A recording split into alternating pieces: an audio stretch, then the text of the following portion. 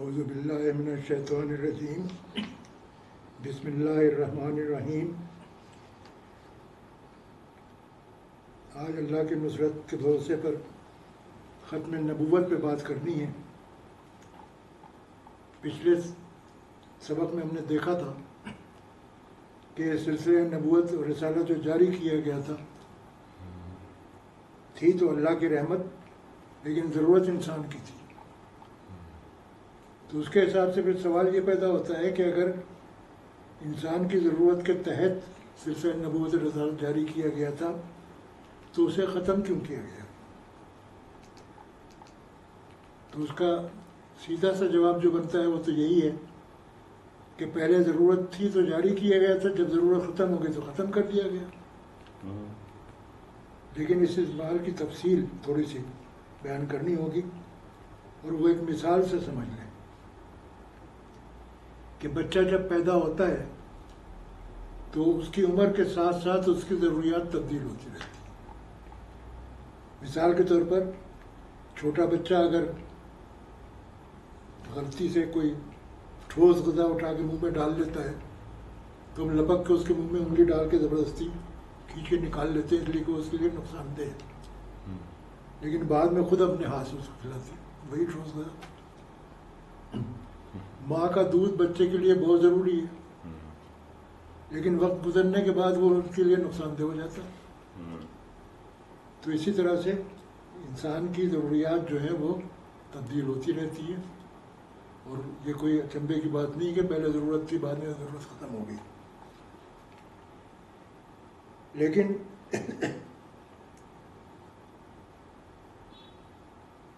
نسل انسانی کا جہاں تک تعلق ہے وہ بھی بالکل بچے کی پیدائش اور اس کے ارتقاء کے طریقے سے ہے کہ نسل انسانی بھی اپنے لڑکپن، بچپن، طفولیت ہر دور سے گزری ہے۔ تو جب وہ طفولیت کے دور سے گزر رہی تھی، بچپن کے دور سے گزر رہی تھی، لڑکپن کے دور سے گزر رہی تھی، تو اس کی ضروریات میں تبدیلی ہو رہی تھی۔ اس تبدیلی کے لحاظ سے ضروری تھا کہ بر وقت جو انسان کو، اس وقت کے انسان کو جو سوشل مینول دیا گیا ہے اس میں ضروری تبدیلی کر دی جائے۔ تو اس لیے ایک کے بعد ایک نبی آتے تھے، ایک کے بعد ایک رسول آتے تھے۔ لیکن جس طرح بچوں میں ہم نے دیکھا ہے کہ جب وہ بالغ ہو جاتے ہیں تو پھر ان کو ایک مستقل کچھ ہدایت دے دی جاتی ہیں، اور جو مسلسل نگہداشت ہوتی تھی، ان کی نگرانی ہوتی تھی، وہ سلسلہ ختم کر کے اور ان کو تھوڑی سی آزادی دے دی جاتی ہے۔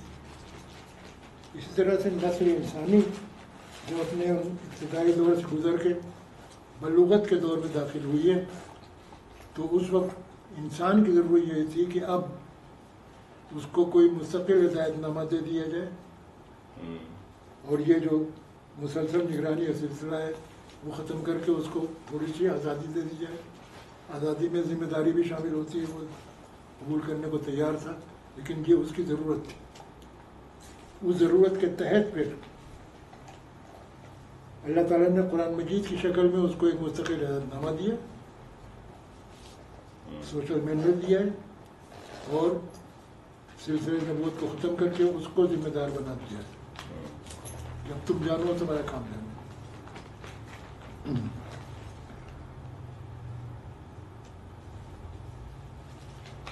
یہ جو ہم نے بات کی ہے نسل انسانی کی بلوغت کی، طفولیت اور بچپن، لڑکپن، پھر بلوغت، اس کا ذکر پروفیسر یوسف سلیم چشتی صاحب تھے، بلکہ فلسفے کے پروفیسر تھے، اور بہت وسیع المطالعہ شخصیات میں سے ان کا شمار ہوتا تھا۔ ان کا کہنا ہے کہ 600 سال قبل مسیح سے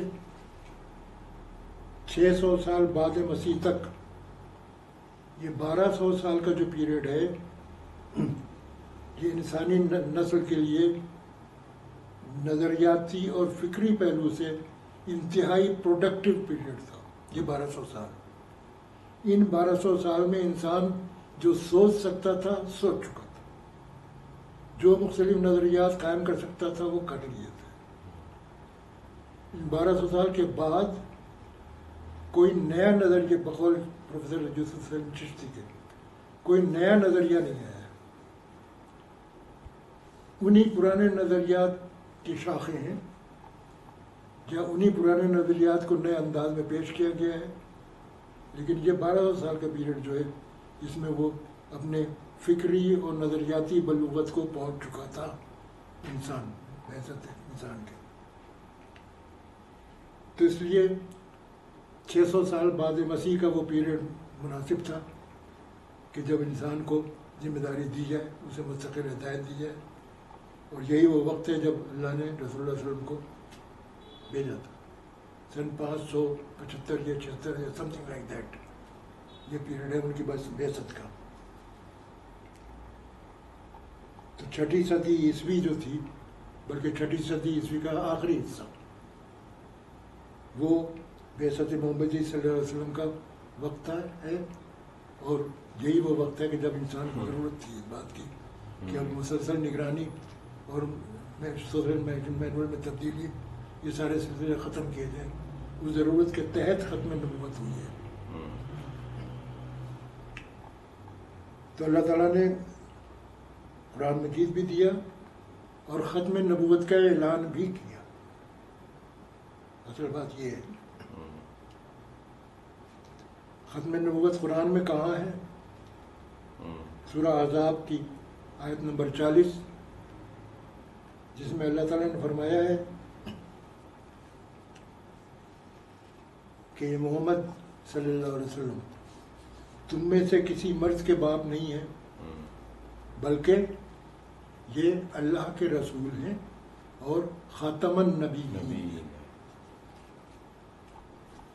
یہ ہے وہ اعلان جسے ہم کہتے ہیں کہ ختم نبوت کا اعلان ہے۔ خاتم کا لفظ سمجھنا ہے۔ ختم کے معنی ہے مہر، لیکن تھوڑا سا کنفیوژن جو پیدا ہوتا ہے وہ اس لیے پیدا ہوتا ہے کہ اردو میں یہ لفظ 2 معنوں میں استعمال ہوتا ہے، مہر کا لفظ۔ ڈاکخانے والے لفافے کے اوپر جو چھاپ لگاتے ہیں، اسٹیمپ لگاتے ہیں، اس کو بھی ہم مہر کہتے ہیں۔ اور کوئی بوتل یا لفافہ وغیرہ جب سیل کیا جاتا ہے، بند کیا جاتا ہے، کوئی کیمیکل لگا کے، وہ لاک جس کو کہتے ہیں، لاک لگا کے سیل کیا جاتا ہے، اس کو بھی ہم مہر بند لفافہ کہتے ہیں۔ سوال یہ ہے کہ عربی میں کیا یہی پوزیشن ہے یا مختلف ہے؟ عربی میں ختم کا لفظ 2 معنوں میں استعمال نہیں ہوتا، 1 معنی میں استعمال ہوتا ہے، اور وہ ہے سیل کا مطلب۔ اردو میں جو ہم وہ مہر لگاتے ہیں، ڈاکخانے والوں کے چھاپا والی مہر، اس کے لیے قرآن مجید کی اصطلاح ہے طبع، چھاپ لگا دی گئی علی قلوبہم۔ اچھا ہاں، پہلے ایک چھاپ لگتی، پھر دوسری، پھر سارا سیاہ ہوتا ہے۔ وہ تو طبع کا لفظ ہے، اور ختمہ کا لفظ جو ہے وہ سیل کے لیے ہے، کمپلیٹ ہو گیا۔ اب خاتم کے کیا معنی ہے؟ نوٹ کریں، خاتم الانبیاء ہے، خاتم الانبیاء نہیں ہے، تا پہ زبر ہے، زیر نہیں ہے۔ فاعلن کا جو وزن ہے خاتمن جس سے بنتا ہے، یہ اسم الفاعل ہے۔ خاتمن کا مطلب ہے ختم کرنے والا، اور فاعلن کا جو وزن ہے یہ اسم الاعلیٰ ہے کا وزن ہے۔ اس کے معنی ہے مہر لگانے کا آلہ، مہر لگانے کا ذریعہ۔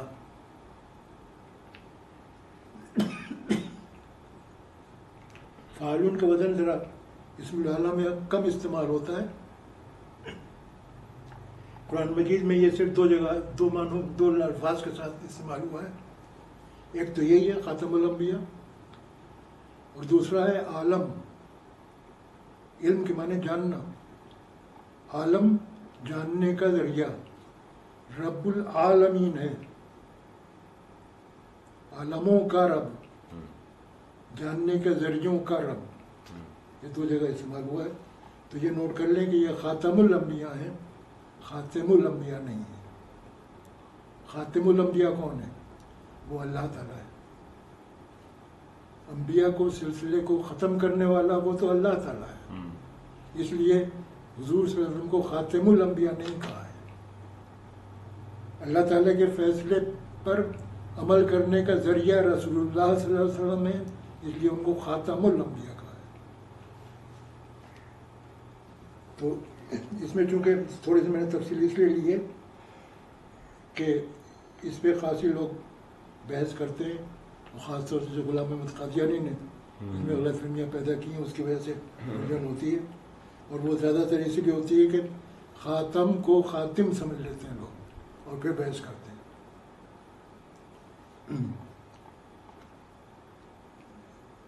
اور اب اس کا ذکر آ گیا ہے تو سر یہ بھی بتا دوں کہ غلام احمد قادیانی نے جو چالاکیاں کی ہیں صرف اس ایک لفظ میں نہیں کی ہیں خاتم میں، اور بھی ہے. ایک اور مثال دے دیتا ہوں. سورہ بقرہ کے بالکل شروع میں ہے، اور وہ لوگ جو ایمان لاتے ہیں اس پر جو آپ پر نازل کیا گیا اور آپ سے پہلے نازل کیا گیا، وَهُمْ يُوقِنُونَ بِالْآخِرَةِ. تو یہ آخرت کیا ہے؟ وَبِالْآخِرَةِ هُمْ يُوقِنُونَ، اور آخری پر وہ یقین رکھتے ہیں. آخری کیا محذوف ہے. اچھا. تو غلام احمد قادیانی صاحب نے کہا کہ جی یہاں پر مطلب ہے کہ آخری وہی پر یقین رکھتے ہیں. وہ میں ہوں. اور اس میں جانتے ہیں دھاندلی کیا ہے؟ عربی کا قاعدہ ہے کہ صفت موصوف چاروں پہلوؤں سے، یعنی چلے ایک پہلو کی بات کر لیں تو جنس کے لحاظ سے لازم نہیں کہوں گی.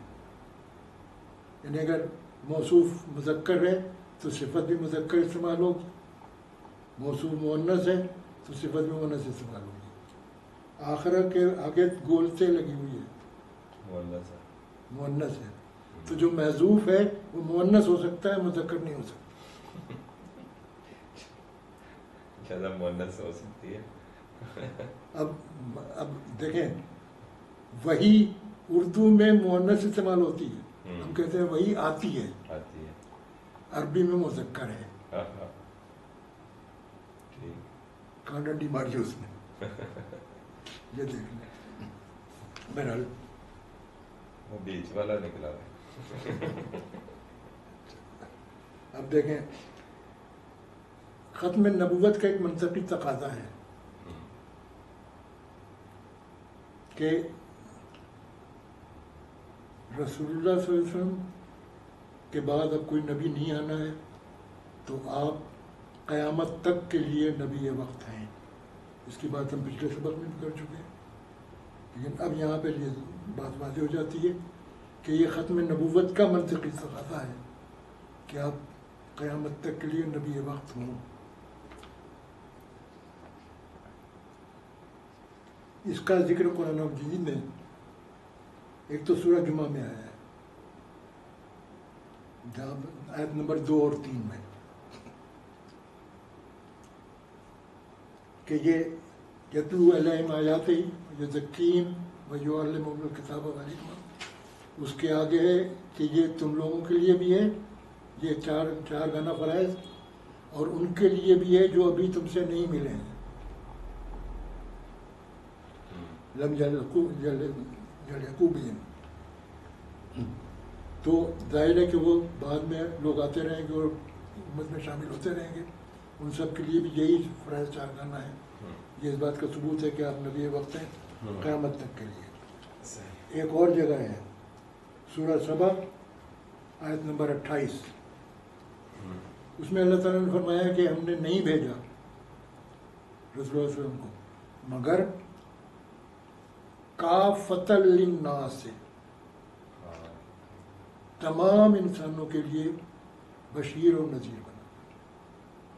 کافتن کا لفظ ہے، یہ نوٹ کر لیں. تمام انسانوں کے لیے تا قیامت تمام انسانوں کے لیے رسول اللہ صلی اللہ علیہ وسلم جو ہے وہ نبی وقت ہیں. ان کے لیے اللہ تعالیٰ نے بنا کے بھیجا تھا بشیر اور نذیر.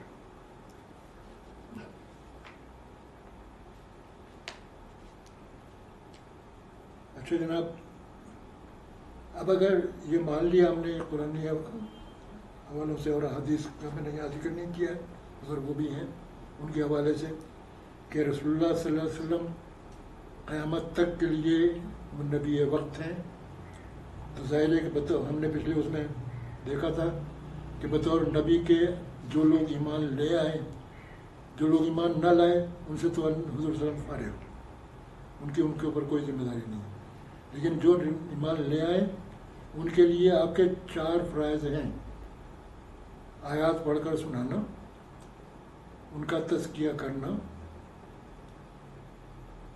ان کو کتاب یعنی احکام کی تعلیم دینا اور حکمت کی تعلیم دینا۔ اب اگر نبی وقت ہیں اور قیامت تک کے لیے، تو بعد کے لوگوں کے لیے یہ 4 فرائض کہاں سے پورے ہوں گے؟ یہ قرآن سے اور حدیث سے۔ اس لیے لازم ہو گیا کہ قرآن کی بھی حفاظت کی جائے اور حدیث کی بھی حفاظت کی جائے۔ بڑی مشہور آیت ہے سورہ ہجر کی کہ نحن نزل ذکر ونحن لہ حافظون، ہم نے یہ یاددانی اتاری ہے اور ہم اس کی حفاظت کرنے والے ہیں۔ سوال یہ کہ حدیث کی حفاظت کہاں ہے؟ تو وہ بھی دیکھ لیں۔ حامیم سجدہ، آیت نمبر 41 اور 42، اس میں اللہ تعالیٰ نے کہا ہے کہ یہ یہاں پہ ختم ہوتی ہے آیت 41 کہ یہ عزیز کتاب ہے۔ عزیز کسے کہتے ہیں؟ بالا دست، اللہ تعالیٰ کی بھی یہ صفت ہے، اور اس سے پھر مفہوم نکلتا ہے غالب، بالا دست جو ہوگا وہ غالب ہوگا۔ یہ عزیز کتاب ہے تو کتاب یہ غالب کتاب ہے۔ اس کے آگے فرماتا ہے کہ باطل اس کو نہیں پہنچ سکتا، نہ آگے سے اور نہ پیچھے سے۔ آگے سے باطل نہ پہنچنے کا مطلب کہ اس میں لفظی تحریف نہیں ہو سکتی، پیچھے سے باطل نہ پہنچنے کا مطلب کہ اس میں معنوی تحریف بھی نہیں ہو سکتی، اور لفظی تحریف تو وہ سورہ ہجر میں بھی ہے، وعدہ ہے اللہ تعالیٰ کا۔ معنوی تحریف وہ یہاں ہے، اور وہ حدیث کی حفاظت کے بغیر نہیں ہو سکتی۔ حدیث میں رسول اللہ صلی اللہ علیہ وسلم نے جو وضاحتیں کی ہیں قرآن مجید کی، ان کو آپ نکال دیں تو پھر قرآن مجید آپ منمانی کریں جو مرضی، اور اسی لیے منکر حدیث سارا زور جو ہے وہ حدیث پر سارا ہے، یعنی کہ وہ قرآن مجید کی اپنی منمانی تعویل کرنا چاہتے ہیں، اور اس میں سب سے بڑی رکاوٹ جو ہے وہ حدیث ہے۔ تو اللہ نے حدیث کا بھی بندوبست کیا ہے، اور کل میں نے آپ کو بتایا تھا کہ صحابہ کرام صرف قرآن مجید حفظ نہیں کرتے تھے، احادیث لکھتے بھی تھے، حفظ بھی کرتے تھے، اور اس کی حفاظت بھی کرتے تھے۔ ان کا جو طریقہ تدارس میں نے ایکسپلین کیا تھا وہ یہی تھا، حدیث کی حفاظت کے لیے اللہ کا انتظام ہے۔ لیکن بہرحال قیامت تک کے لیے نبی وقت ہونے کے لیے قرآن اور حدیث دونوں کی حفاظت ضروری تھی، اور دونوں کی حفاظت کا بندوبست اللہ تعالیٰ نے کیا ہوا ہے۔ ختم نبوت حدیث میں، اس کو میں چھوڑ رہا ہوں، اس کی چند احادیث تو بہت معروف ہیں، ان کو دہرانے کی ضرورت نہیں ہے، اور جس کو دلچسپی ہو وہ تفہیم القرآن میں اسی آیت نمبر 40 جو ہے سورہ احزاب کی، اس کی تفسیر میں ایک تفسیری ضمیمہ لگایا ہے مولانا مودودی رحمۃ اللہ نے، اس میں 14 احادیث انہوں نے کوٹ کی ہیں، اور وہ بھی سلیکشن ہے، تمام احادیث نہیں ہے، سلیکشن ہے۔ اور اس میں خاص بات مجھے جو محسوس ہوئی وہ میں اسی لیے بتا رہا ہوں کہ اگر کوئی یہ اسٹڈی کرنا چاہتا ہے کہ رسول اللہ صلی اللہ علیہ وسلم نے کتنے ڈفرینٹ اینگل سے اور کتنی مختلف اپروچز کے ساتھ اس فیکٹ کو ایمفسائز کیا ہے اور صحابہ کرام کے دماغ میں کوٹ کوٹ کے ڈالا ہے، وہ بات سمجھنی ہے تو یہ 14 حدیث کا مطالعہ کریں۔ کوٹ کوٹ کے ڈالنے کا مطلب سمجھتے ہیں آپ؟ کبھی آپ نے آٹے کی بھوری بڑھی ہے، آٹا ڈالتے ہیں پھر اس کو کوٹتے ہیں، پھر اور ڈالتے ہیں پھر کوٹتے ہیں، پھر اور ڈالتے ہیں پھر کوٹتے ہیں، اسی طرح سے کوٹ کوٹ کے صحابہ کرام کے دماغ میں رسول اللہ صلی اللہ علیہ وسلم نے ختم نبوت کو ڈالا ہے.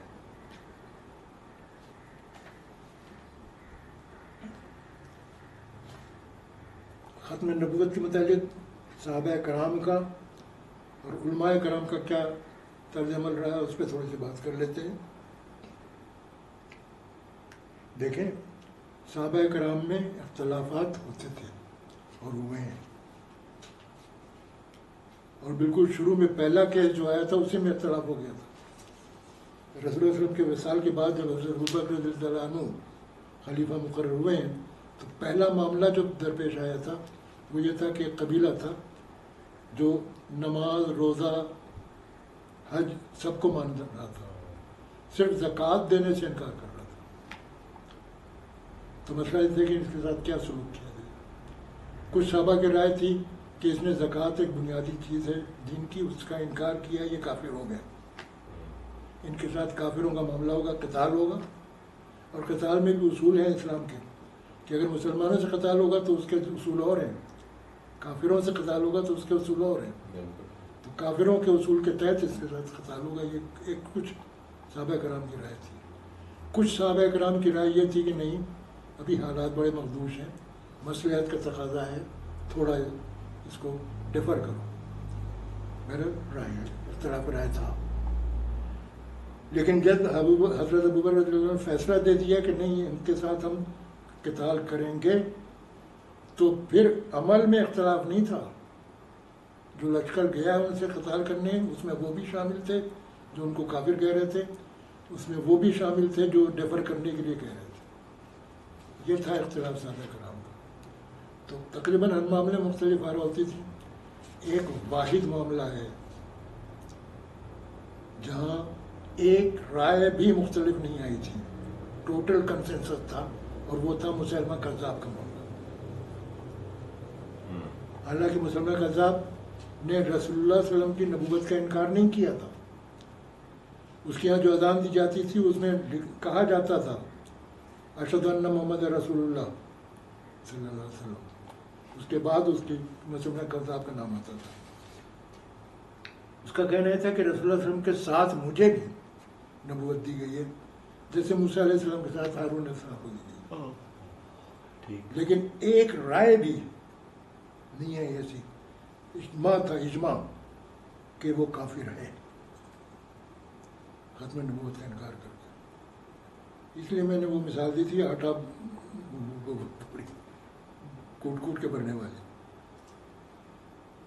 اس کے معاملے میں مسلمہ کذاب کے معاملے میں تو اور شاید یہ واحد ایشو تھا جس پہ ٹوٹل کنسنسس آیا ہے، ورنہ باقی تمام ایشوز میں کوئی نہ کوئی ادھر ادھر کی رائے آ جاتی تھی. یہ صحابہ کرام کا طرز عمل تھا. مسلمہ کذاب کا بات آ گئی تو ایک اور بات بتا دوں کہ مسلمہ کذاب پہ جو بقول اس کے جو وحی اترتی تھی، اس وحی کے کچھ نمونے ابن کثیر رحمۃ اللہ علیہ نے دیے ہوئے، اور اس میں سے کچھ نمونے میں نے اپنے مطالعہ قرآن حکیم میں دیے ہوئے ہیں. جن لوگوں کے پاس مطالعہ قرآن حکیم ہے ہمارا، اس کا پیج نمبر 986 دیکھ لیں، 986. جن لوگوں کے پاس مطالعہ قرآن حکیم نہیں ہے وہ ہمارے دفتری معاون ہیں صابر حسین صاحب، ان کو فون کریں، ان سے کہیں کہ مطالعہ قرآن حکیم کے اس پیج کی فوٹو کاپی ان کو بھیج دیں، تو آپ کے بات بڑے آسانی سمجھ میں آ جاتی. وہ جو اللہ تعالیٰ دعویٰ کرتا تھا نا کہ ایک سورہ ایسی بنا کے لے آؤ، کیوں کرتا تھا وہ آپ کے بالکل کلیئر کٹ سمجھ میں آ جائے گا یہ نمونہ دیکھ کے. وہ وہی جو اس کو دکھاتے ہیں. اب رہ گئے علماء کرام.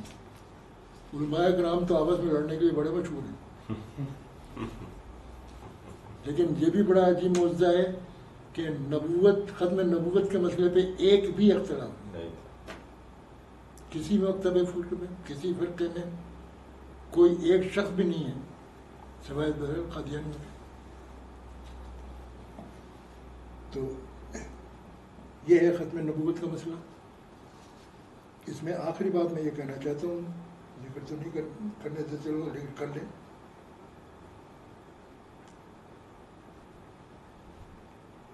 دیکھیں قادیانیوں کو ہمارے علماء کرام بہت عرصے سے کہہ رہے تھے کہ یہ کافر ہیں، لیکن یہ ان کی رائے تھی، اس لیے کہ کسی کو کافر قرار دینا اور اس کے ساتھ کافر کا معاملہ کرنا یہ اولی الامر منکم کا کام ہے۔ ہر شخص کو یہ اتھارٹی نہیں ہے کہ جس کو چاہے کافر سے قرار دیتے، ورنہ تو پھر انارکی ہے، اور اسلام میں انارکی نہیں، منع ہے۔ وہ علماء کرام کی رائے تھی، اس لیے اس پہ عمل درآمد نہیں ہوا۔ جب پارلیمنٹ نے ان کو کافر قرار دے دیا تو وہ شرط پوری ہو گئی کہ اولی الامر منکم نے ان کو کافر قرار دیا تھا، تو اب ان کے ساتھ کافروں کا معاملہ ہے اور ہونا چاہیے۔ اس میں دو باتوں کا ایکسپلینیشن، ایک کا میرے ذات سے تعلق ہے اور ایک جنرل ہے۔ پہلے جنرل کو لے لیتے ہیں۔ کچھ لوگ کہتے ہیں کہ جی پاکستان کی پارلیمنٹ نے ان کو کافر قرار دیا ہے تو میجارٹی تو انہیں آپ ہی لوگ کی تھی، علماء سے ڈر گئے، علماء کے دباؤ میں آ گئے، فلاں ڈماغ، اس لیے انہوں نے جو فیصلہ دیا وہ فیصلہ قابل اعتبار نہیں ہے، it is not on merit. چلے تھوڑی دیر کے لیے مان لیتے ہیں، لیکن یہ اللہ تعالیٰ کا انتظام ہے۔ اب مجھے یہ نہیں پتا کہ ساؤتھ افریقہ جونسبرگ کی عدالت میں کس نے مقدمہ دائر کیا تھا، کسی مسلمان نے کیا تھا یا کسی قادیانی نے کیا تھا، آئی ڈونٹ نو، لیکن وہاں مقدمہ چلا تھا، اور پھر وہاں پہ ختم نبوت کے جو یہاں پہ ہے مجلس ختم نبوت، انہوں نے وکیل بھیجے تھے، مقدمہ فل لڑا انہوں نے، اور وہ 6 ججوں کی بینچ تھی یا 5 ججوں کی بینچ تھی، اب یاد نہیں مجھے ٹھیک سے، فل بینچ نے یونانیمس ڈیسیجن دیا کہ قادیانی کافر ہیں، ان میں تو ایک بھی مسلمان نہیں تھا۔ تو یہ فیصلہ میرٹ پہ ہو گیا۔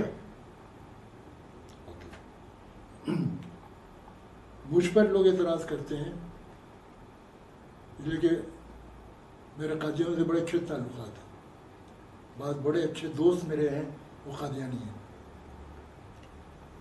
تو مجھ پر یہ اعتراض کرتے ہیں کہ تم قادیانیوں کا کافر مانتے ہو، ان کے ساتھ کافروں جیسا سلوک نہیں کرتے۔ تو میں ان کو نکالنا بھول گیا، سورہ ممتحنہ ہے غالباً، اس میں اللہ تعالیٰ نے کہا ہے کہ میں تم کو اس بات سے منع نہیں کرتا کہ کافر غیر عربی کے ساتھ تم اچھا سلوک نہ کرو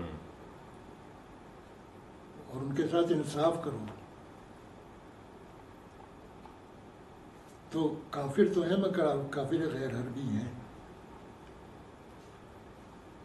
زیادہ ڈیٹیل میں نہیں جاتا، لم سم میں بتا دیتا ہوں کہ قرآن مجید کے مختلف مقامات ہیں، کہیں پہ ان کو دوست بنانے کا منع کیا ہے، کہیں پہ دل کی کافروں کو دل کا بیدی بنانے کا منع کیا ہے، اور بعد میں جا کے سورہ ممتحنہ میں یہ اجازت دی ہے۔ اس کا نٹ شیل یہ نکلتا ہے، اس پہ بھی اللہ تعالیٰ درجات بلند کرے، مفتی شفیع رحمۃ اللہ علیہ نے معرفی القرآن میں بڑی اچھی بحث کی ہے۔ اس کا نٹ شیل یہ نکلتا ہے کہ کافروں کے ساتھ موقع ملے تو ان پر احسان کرو، اس میں سلوک کرو، لین دین کرو، ان کا احسان لو مت، ان کو دل کا بیدی مت بناؤ، ان کو اپنا رازدار مت بناؤ، ان کو اپنا کیا کہتے ہیں کام نکالنے والا مت بناؤ، لیکن تم ان کے کام آ سکتے ہو تو آؤ۔ یہ ہے ڈفرینس۔ اس بنیاد پر قادیانوں کے ساتھ میرے تعلقات ٹھیک ٹھاک ہیں، اور میں سمجھتا ہوں کہ میں اللہ کے ان کی خلاف ورزی نہیں کر رہا ہوں۔ چلیں، یہ تو ٹاپک ہو گیا۔ اب اگلا سوال، ایک سوال آیا ہے کہتے ہیں کہ میرے ایک دوست نے مجھے آپ سے رابطہ کرنے کا مشورہ دیا ہے. میں یہ سمجھنا چاہتا ہوں کہ ہم لوگ شب برات کیوں مناتے ہیں جبکہ اس کی حدیث اور قرآن میں تضاد ہے.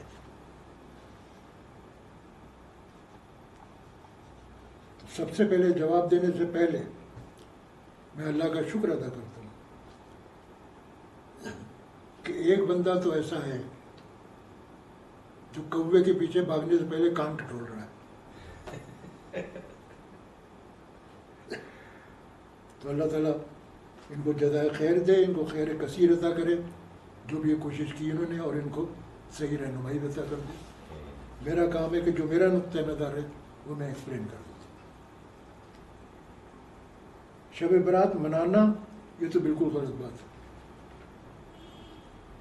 حلوہ پکانا، پکوان پکانا، آتش بازی کرنا، پٹاخے چھوڑنا، چراغاں کرنا، اس کا کہیں کوئی ذکر نہیں ملتا، نہ تو حدیث میں نہ آثار صحابہ میں. یہ تو بعد میں جو رونق ملا کہ رسیا لوگ ہیں انہوں نے اضافہ کیا. اس کا شب برات سے کوئی لنک نہیں ہے اور نہ اس میں کوئی ثواب ہے. اسراف کے تحت کوئی گناہ ہو جائے تو اور بات ہے. اب بات کر لیتے ہیں اس حدیث کی جس کے لیے عام طور پہ یہ کہا جاتا ہے کہ یہ حدیث جو ہے قرآن سے ٹکراتی ہے. وہ حدیث یہ ہے کہ بی بی عائشہ رضی اللہ تعالیٰ عنہ فرماتی ہیں کہ مجھ سے رسول اللہ صلی اللہ علیہ وسلم نے پوچھا کہ تمہیں پتہ ہے نصف شعبان کی شب میں کیا ہوتا ہے؟ تو فرماتی ہیں کہ میں نے پوچھا کہ کیا ہوتا ہے؟ تو آپ نے فرمایا کہ اس رات میں اگلے سال آنے والے ہر بچے کا نام لکھ دیا جاتا ہے. جانے والے یعنی دنیا سے جانے والے ہر آدمی کا نام لکھ دیا جاتا ہے. اعمال پیش کیے جاتے ہیں، رزق اتارے جاتے ہیں. یہ حدیث ہے. کس آیت سے ٹکراتی ہے؟ سورہ دخان اور سورہ قدر. سورہ دخان میں ہے انا انزلناہ فی لیلۃ مبارکہ. سورہ قدر میں ہے انا انزلناہ فی لیلۃ القدر. انزلناہ ہو کی ضمیر کس کے لیے؟ پیچھے سے قرآن مجید کا ذکر آ رہا ہے تو اس لیے ضمیر جو ہے وہ قرآن مجید کے لیے کہ ہم نے اس کو یعنی قرآن مجید کو اتارا. سورہ دخان میں ہے کہ لیلۃ المبارکہ میں، سورہ قدر میں ہے کہ لیلۃ القدر میں. اس سے معلوم ہو گیا کہ نزول قرآن کی جو رات ہے ایک ہی رات ہے. سورہ دخان میں اسی رات کو لیلۃ المبارکہ کہا اللہ نے، اور سورہ قدر میں اسی رات کو اللہ تعالیٰ نے لیلۃ القدر کہا ہے. اس میں کوئی بھام نہیں ہے. آگے سورہ دخان میں انا انزلناہ فی لیلۃ القدر مبارکہ، اس کے آگے ہے فیہا یفرق کل امر حکیم. فیہا، ہا کی ضمیر کس کے لیے؟ لیلۃ المبارکہ کے لیے. اس رات میں فیہا یفرق، بانٹے جاتے ہیں، تقسیم کیے جاتے ہیں. کل امر حکیم، تمام حکمت والے کام. یہ ہے وہ پورشن جو ہم سے متعلق ہے. اس میں سب سے پہلے فرقہ کا لفظ دیکھیں. فرقہ یفرقو بھی آتا ہے، فرقہ یفرقو بھی آتا ہے. اس کا بنیادی مفہوم جو ہے وہ ہے بال میں کنگھی کر کے مانگ نکالنا. اس بنیادی مفہوم کے ساتھ پھر یہ مختلف معنوں میں استعمال ہوتا ہے. الگ الگ کرنا، ٹکڑے ٹکڑے کرنا، پھاڑنا، تقسیم کرنا، بانٹنا، یہ سارے مفہوم وہاں سے ڈرائیو ہے. تو یہاں پر یہ یفرق مجہولی صیغہ ہے. تقسیم کرنے کے معنی میں آیا ہے، تقسیم کیے جاتے ہیں تمام حکمت والے کام. تو یہ یفرقو کا جو لفظ ہے یہ تقاضا کرتا ہے کہ کوئی حکمت والوں کام کا فیصلہ ہو چکا تھا پہلے، یا اسی رات کو ہی ہوا تھا. فیصلہ ہونے کے بعد پھر اس کی تقسیم ہوئی. اب وہ تقسیم سے پہلے وہ فیصلہ کب ہوا تھا، اسی رات ہوا تھا یا اس سے پہلے ہوا تھا، ہو چکا تھا، اس کے معاملے میں سورہ دخان جو ہے وہ خاموش ہے. سورہ دخان سے نہیں پتہ لگتا کہ وہ جو امر حکیم تھے جو تقسیم کیے گئے تھے وہ اسی رات کو فیصلہ ہوا تھا یا پہلے ہو گئے تھے. آگے چلیں سورہ قدر میں دیکھیں. اچھا سورہ دخان میں یہ بھی نہیں پتہ لگتا کہ کن میں تقسیم کیے گئے. یہ تو ہے یفرقو فیہا یفرقو کل امر حکیم. اس رات میں تقسیم کیے جاتے ہیں تمام حکمت والے کام. کس کو دیے جاتے ہیں یہاں پہ ذکر نہیں ہے. اب یہ سورہ قدر وہاں پہ ہے تنزل الملائکۃ والروح فیہا بإذن ربہم. اترتے ہیں الملائکۃ سارے فرشتے، والروح یہ الروح جو ہے یہ لقب ہے حضرت جبرائیل علیہ السلام کا. اور جبرائیل علیہ السلام فیہا یہاں پہ پھر وہی آ کی ضمیر جو ہے وہ لیلۃ القدر کے لیے اس رات میں بإذن ربہم اپنے رب کی اجازت سے من کل امر تمام کاموں کے ساتھ. تو اس مقام سے ہمیں یہ تو پتہ لگ گیا کہ سورۃ دخان میں جو ایک خلا تھا کہ کس کو تقسیم کیے جاتے ہیں وہ یہاں پتہ لگ گیا ہم کو کہ فرشتوں کو تقسیم کیے جاتے ہیں اور فرشتے پھر اس کے ساتھ اترتے ہیں. لیکن ابھی یہاں پہ یہ کلیئر نہیں ہے کہ وہ جو فیصلے تقسیم کیے گئے تھے وہ اسی رات کو ہوئے تھے یا پہلے ہوئے تھے. ایک ایزمپشن کیا جا سکتا ہے، فرض کیا جا سکتا ہے کہ اسی وقت فیصلے ہوئے، اسی وقت تقسیم ہو گئے اور اسی وقت فرشتے لے کے چل پڑے. یہ ایک معقول ایزمپشن ہے، آئی ایگری. لیکن اس وقت تک ہے جب تک حدیث سامنے نہیں آئی تھی. حدیث سامنے آنے کے بعد اس ایزمپشن کی گنجائش باقی نہیں بچتی. اب حدیث میں رسول اللہ صلی اللہ علیہ وسلم نے بتا دیا ہے کہ نصف شعبان کی رات میں یہ فیصلے ہوتے ہیں. بچے کا نام لکھ دیا جاتا ہے، جانے والے کا نام لکھ دیا جاتا ہے، رزق اتارا جاتا ہے فلاں امام. یہ فیصلے نصف شعبان کی رات میں ہوتے ہیں. شب قدر میں وہ تقسیم ہوتے ہیں، شب قدر میں فرشتے اس کو لے کے اترتے ہیں. یہ حساب بنتا ہے. اب حدیث کے متعلق سوچیں کہ حدیث ان آیتوں سے ٹکرا رہی ہے یا ان کو کمپلیمنٹ کر رہی ہے.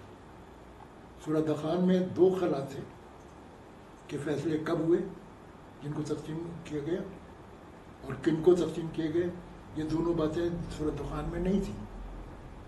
سورہ قدر میں یہ معلوم ہو گیا کہ وہ تقسیم جو تھی وہ فرشتوں میں کیا گیا تھا، لیکن یہ پھر بھی نہیں معلوم ہو رہا تھا کہ وہ فرشتے کب جیتے. ایزمپشن کی ضرورت پڑ رہی تھی. حدیث نے اس ضرورت کو ختم کر دیا اور بتا دیا کہ فیصلے نصف شعبان میں ہو چکے تھے. یہ میری رائے ہے. اب سوال کرنے والے صاحب سے میری گزارش ہے کہ وہ خود فیصلہ کریں کہ کیا صورتحال ہے. آگے چلیے. میں یہ تو نہیں کہہ سکتا کہ تھوڑی دیر کے لیے فرض کر لیتے ہیں کہ نعوذ باللہ یہ حدیث صحیح نہیں ہے. نو، اس میں فرض بھی نہیں کر سکتا. ابھی میں آپ کو تھوڑی سی جھلک دکھا چکا ہوں پچھلے لیکچر میں کہ کس معیار پہ جا کے محدثین نے ریسرچ کی ہے. جب انہوں نے اس کو الگ کر دیا، جھوٹی حدیث سے شامل کر دیا، تو پھر چاہے وہ ضعیف ہو، چاہے حسن ہو، چاہے صحیح ہو، وہ سچی حدیث ہے. لیکن میں فرض بھی نہیں کر سکتا کہ یہ حدیث نعوذ باللہ جھوٹی ہے. لیکن فار آرگومنٹ سے میں اس کو سیٹ اسائڈ کر دیتا ہوں کہ چلے اس کو الگ رکھ دیتے ہیں. باقی جو حدیثیں ہیں ان کا آپ کیا کریں گے؟ اور وہ خاصی زیادہ حدیثیں میں مثال کے طور پر دے دیتا ہوں. حضرت علی رضی اللہ عنہ نے فرمایا شعبان کی 15ویں شب، حضرت علی رضی اللہ عنہ نے فرمایا کہ رسول اللہ صلی اللہ علیہ وسلم نے فرمایا، آپ نے فرمایا شعبان کی 15ویں شب قیام کرو، روزہ رکھو، یعنی اگلے دن.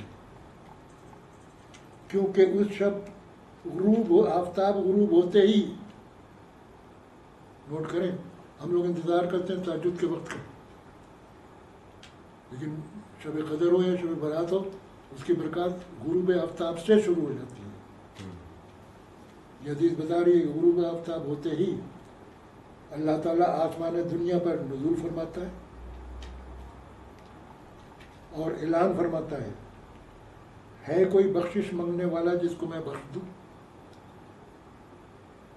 ہے کوئی رزق مانگنے والا جس کو میں رزق دوں؟ ہے کوئی مصیبت دور کرنے والا جس کی میں مصیبت دور کروں؟ اور یہ اعلان فجر تک ہوتا رہتا ہے۔ ذرا یہ جو منکرین حدیث کے ریسرچ اسکالرس ہیں، مجھے ریسرچ کر کے بتائیں کہ یہ قرآن کی کس آیت سے ٹکرا رہی ہے حدیث۔ دوسری ایک اور حدیث میں وہی بات ہے، رسول اللہ صلی اللہ علیہ وسلم نے فرمایا کہ نصف شب شعبان کی رات کو اللہ تعالیٰ آسمان دنیا پر نزول فرماتا ہے اور بنو کلب کی بکریوں کے بال سے زیادہ بندوں کی مغفرت کرتا ہے۔ اس پہ لوگ اعتراض کرتے ہیں کہ جی یہ ممکن ہی نہیں ہے، حضرت آدم علیہ السلام سے لے کے قیامت تک کے بندوں گن لو، بنو کلب کی بکریوں کے بال سے کم نکلیں گے۔ بات یہ ہے کہ ہر زبان کے اپنے انداز ہوتے ہیں کثرت کے اظہار کے لیے۔ وہ ایک شعر ہے، پتہ نہیں کس کا ہے، کہ تم سلامت رہو 1000 برس، ہر برس کے دن ہو 50,000۔ کیلکولیٹر نکالو، مرے گا کب؟ تو اس پہ تو کوئی کیلکولیٹر نہیں نکالتا، سب کو معلوم ہے کہ یہ کیا ہے، یہ ذات کثرت کی آرزو ہے۔ تو اسی طرح سے عربی کا یہ وہ ہے انداز، ظہور رسول اللہ صلی اللہ علیہ وسلم نے اختیار کیا ہے، اس میں کیلکولیٹر نکالنے کی ضرورت نہیں ہے، اور یہ حدیث بالکل ویلڈ ہے۔ اس طرح کی اور بھی حدیثیں ہیں جس میں اس رات میں عبادت کرنے کے لیے ترغیب دی گئی ہے۔ تو اگر جیسے میں نے اس حدیث کو سیٹ اسائڈ کر دیا کہ فیصلے کب ہوتے ہیں، اس جھگڑے میں نہیں پڑتے، ان حدیثوں کو دیکھو کہ رسول اللہ صلی اللہ علیہ وسلم عبادت کرنے کی ترغیب دے رہے ہیں، ان بدنسوں میں مت بنو جو خود بھی اللہ کی نعمتوں اور رحمتوں سے محروم ہوتے ہیں اور پتہ نہیں کتنے سادہ لوگ معصوم لوگوں کو محروم کرتے ہیں۔ ان کی محرومی کے وبال بھی ان پہ پڑے گا جو وہ کرتے ہیں۔ تھوڑا سا ٹائم باقی ہے، ایک سوال کا جواب اور دیکھ لیتے ہیں۔ 15-20 منٹ۔ ایک بچے نے لکھا ہے، میری والدہ مجھے تبلیغی جماعت میں چلہ لگانے سے منع کرتی ہے، جبکہ تبلیغ فرض ہے۔ اس نے سوال کیا ہے، کیا والدین فرائض کی ادائیگی سے روک سکتے ہیں؟ برخوردار بات یہ ہے کہ ہمیں جو حکم ہے وہ تو یہ ہے کہ اگر تم نماز پڑھ رہے ہو اور والدین میں سے کوئی بھی تمہیں آواز دیتا ہے تو نیت توڑو، جاؤ ان کی بات سنو، جو کام وہ کہہ رہے ہیں پہلے وہ کام کرو، بعد میں آ کے پھر نماز پڑھو۔ اور یہ مثال میں نے اس لیے دی ہے سب سے پہلے کہ فرائض میں نماز وہ واحد فرض ہے جس کا کوئی استثناء نہیں ہے۔ روزہ استثناء ہے، مریض ہو، سفر میں ہو، چھوڑ دو، بعد میں گنتی پوری کر لینا۔ زکوٰۃ صاحب نصاب نہیں ہو، معاف۔ حج آنے جانے کا خرچہ تو ہے، لیکن غیر حاضری جو مہینے 1.5 مہینے کی ہوگی اس دوران پیچھے والوں کے لیے خرچہ دینے کے لیے نہیں ہے، حج معاف۔ نماز کسی صورت میں کسی قیمت پر معاف نہیں ہے۔ حد یہ ہے کہ میدان جنگ میں ایک حصہ فوج کا لڑے گا، دوسرا ایک رکعت پڑھے گا، پھر جا کے وہ لڑے گا اور وہ لڑنے والا آ کے دوسری رکعت پڑھے گا۔ یہ کمی ہو گئی ہے، سفر میں قصر کر لو، لیکن معافی کا کوئی سلسلہ نماز میں ہے ہی نہیں. اس فرض کے لیے حکم ہے کہ نیت توڑو، پہلے جاؤ. اس کی اہمیت کو سمجھا. دوسری مثال اعراف، سورہ اعراف ہے. یہ ایک مقام ہے جنت و دوزخ کے درمیان، جس میں کچھ لوگ رہیں گے، نہ دوزخ میں جائیں گے نہ جنت میں جائیں گے. رسول اللہ صلی اللہ علیہ وسلم سے پوچھا گیا کہ وہاں کون لوگ ہوں گے؟ تو آپ نے جن لوگوں کا نشاندہی کی ان میں صرف ایک کا ذکر کر رہا ہوں کہ ان میں وہ شخص بھی ہوگا جس نے خالصتاً اللہ کی رضا کی نیت سے قتال فی سبیل اللہ میں حصہ لیا تھا اور جان دے دی تھی، لیکن گیا تھا والدین کی اجازت کے بغیر. شہادت نے اسے جہنم میں جانے سے روک دیا اور والدین کی نافرمانی نے اسے جنت میں جانے سے روک دیا.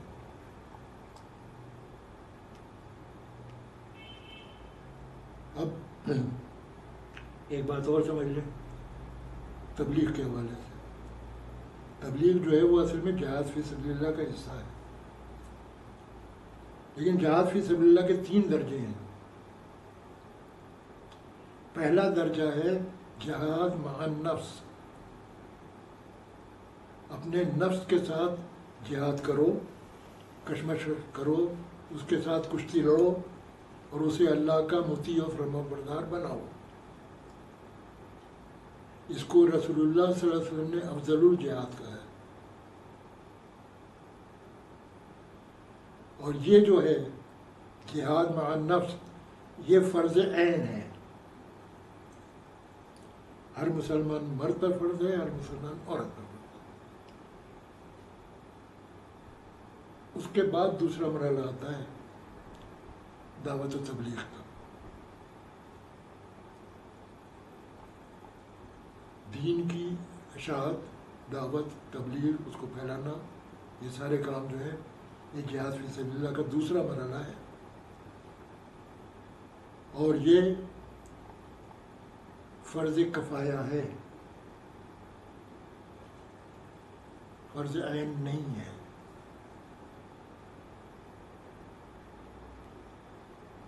اس کے بعد تیسرا درجہ آتا ہے قتال فی سبیل اللہ کا.